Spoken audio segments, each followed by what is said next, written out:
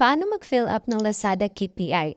Simulan nito sa pag-login ng iyong Shopee seller account at pag nakalogin na, hanapin ang Data Insights at pindutin ang Business Advisor. Scroll down ang dashboard at iset ang petsa na nais kunan ng datos. Dito sa Key Metrics, pakikita ang mga data na kailangan para ma-fill up ang Lazada KPI.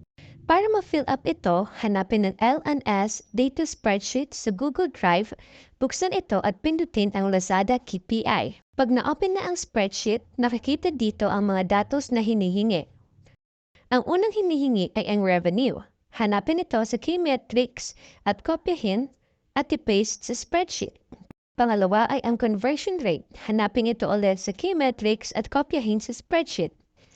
Gayahin lamang ang prosesong ito para ma-fill up ang ibang columns tulad ng revenue per buyer, buyers, add to cart users, return o refund, at canceled.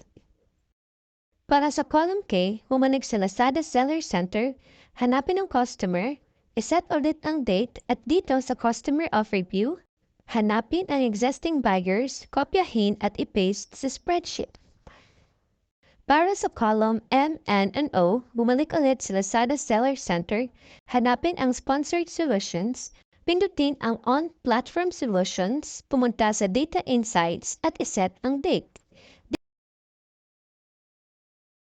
Dito makikita ang key metrics ng Guided GMV, Store GMV, at Spend.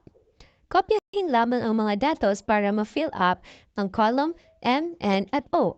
Ang Store GMV ay i-paste sa Ads GMV, ang Guided GMV ay i-paste sa Guided GMV, at ang Spend ay sa Ads Spend.